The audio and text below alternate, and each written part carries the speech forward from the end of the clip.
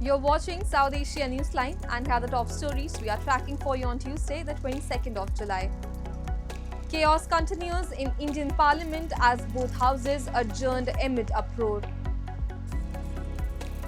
Protest in London marks 5 years since disappearance of Baloch activist. And death toll surpasses 26 in Bangladesh Air Force jet crash.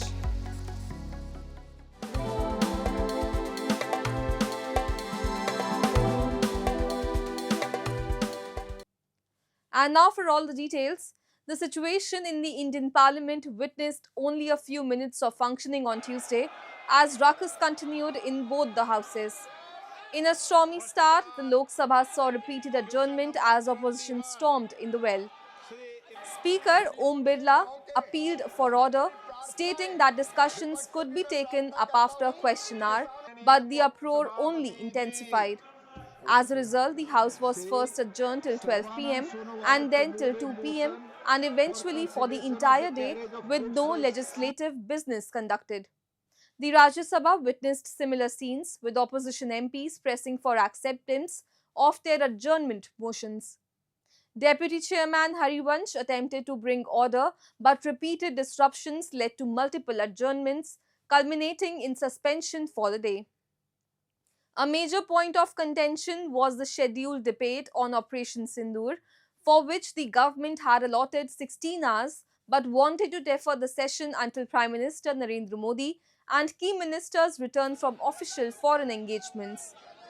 The opposition, however, insisted on holding the debate immediately. यहाँ ये तकिया लेकर के जो नियम के विरोध में जो प्रदर्शन करता है, मैं उसका खंडन करता हूँ। ये निंदनीय है। सभापति महोदय जी, ये सब सुन रहे हैं, ये मेरा बात सुन रहे हैं।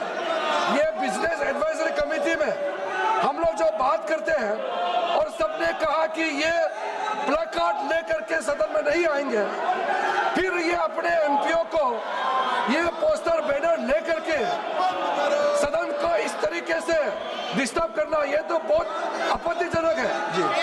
और वो चर्चा मांग रहे हैं, हम चर्चा के लिए तैयार हैं, फिर ये सदन चलने नहीं देते हैं। ये डबल स्टैंडर्ड बिल्कुल गलत बात है। Meanwhile, in an unexpected turn of events, India's Vice President Jagdeep Dhankar tendered his resignation from the post on Monday evening. The resignation, submitted just hours after the monsoon session of Parliament was set to reconvene for its second day, took both political circles and the public by surprise. In a brief letter addressed to President Draupadi Murmu, Dhankar cited personal health reasons as the primary cause behind his decision. The resignation was accepted later on Tuesday. Election to the position of Vice President needs to be done within next 6 months as per the Indian Constitution. The ruling BJP and its allies have the numbers to elect the next Vice President of NDA support. Till the election is done, the upper house will be chaired by the Deputy Chairman and MP from Bihar, Harivansh Narayan Singh.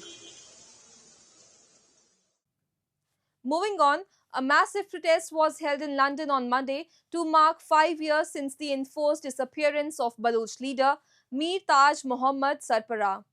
His family and rights activists urged the international community to intervene.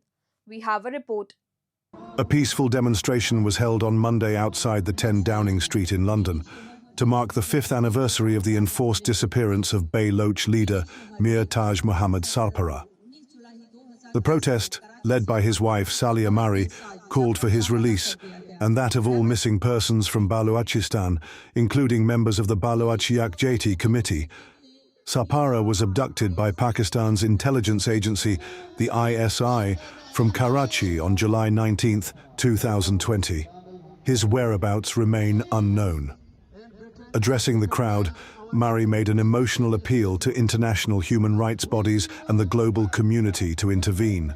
कैद में रखा है, torture सेलों में उनको torture कर रहा है। सिर्फ उनका गुनाह ये है कि वो बलोच हैं, उनका गुनाह ये है कि वो उन माओं के लिए खड़े होते हैं जिनके लाल अब तक टॉर्चर सेल में टॉर्चर बर्दाश्त कर रहे हैं। Activists condemned Pakistan's continued use of enforced disappearances and demanded urgent international accountability and justice for victims. The protesters also highlighted the deteriorating human rights situation in Balochistan and urged global action. Moving on, a political activist from POJK has strongly criticized decades of neglect and misrule in the region. He called for peaceful systemic reforms to bring justice, accountability, and real development. Political activist Anwar ul Haq Kiani has raised serious concerns about the continued neglect and exploitation of Pakistan-occupied Jammu and Kashmir. He said under Pakistan's misrule, the region has seen little progress over the 7 decades, and the voices of the people remain unheard.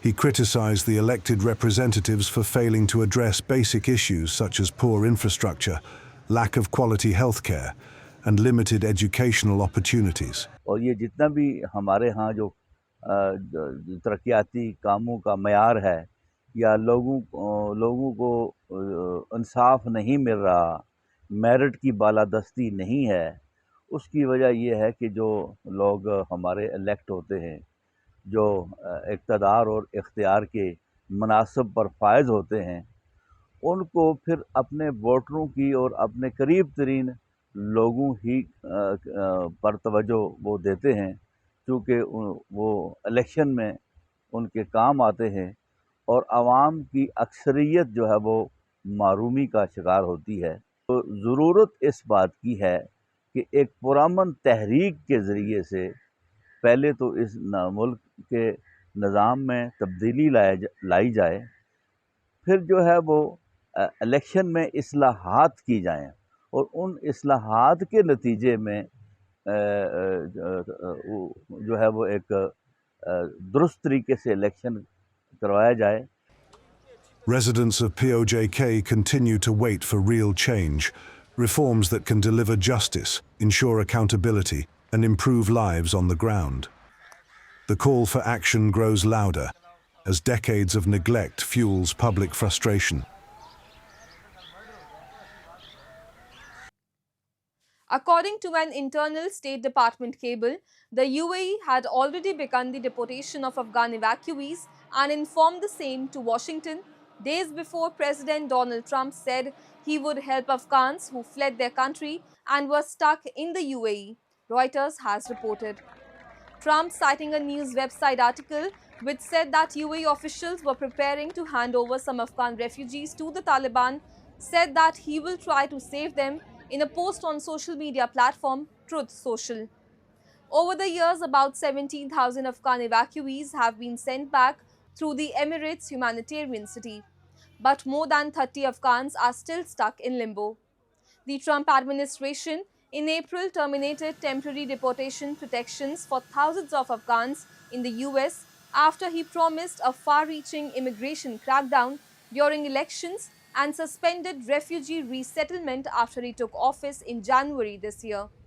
In 2021, when the chaos hit, Afghanistan came under the control of the Taliban. The UAE had agreed to temporarily shelter thousands of Afghan evacuees, and nearly 2 lakh Afghans were brought to the US by Biden administration since the withdrawal of the US forces.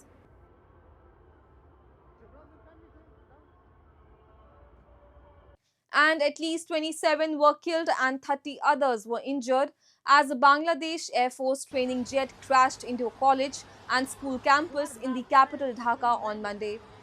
As per a statement by the Bangladesh military's media division, a Bangladesh Air Force FT-7 BGI fighter jet encountered a mechanical failure before it crashed into a 2-story building of Milestone School and College in Dhaka in an unexpected accident.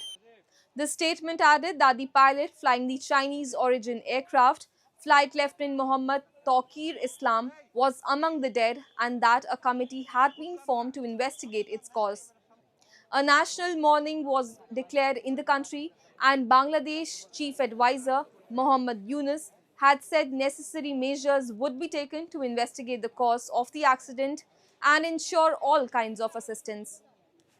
The F-7 BGI jet took off at around noon from the Bangladesh Air Force Base in Kurmitola Dhaka as part of a routine training mission. The F-7BGI is the final and most advanced variant in China's Chengdu J-7 F-7 aircraft family, according to Jane's Information Group. Bangladesh signed a contract for 16 aircraft in 2011 and deliveries were completed by 2013. The Chengdu F-7 is a license-built version of the Soviet MiG-21. And following thorough investigation, Sri Lanka's Inspector General of Police, Deshbandhu Tenakun, has been found guilty of misconduct under Section 8.2 of the Act of Serious Allegations by a constitutionally appointed committee of inquiry. Dr. Jagat Vikramaratne, the speaker who announced the findings, said that the date on which the parliament will debate and adopt the resolution for the IG of Police's removal will be notified later. Noting that this is for the first time in the nation's history that such a recommendation has been made for the removal of a sitting chief, the speaker said that this marks a historic moment in our constitutional journey. The speaker also directed the Secretary General of Parliament to table the committee's report as a parliamentary paper. The copies of the report will be made available in all three official languages, Sinhala, Tamil and English. That's all in tonight's edition. We will see you same time tomorrow. Good night.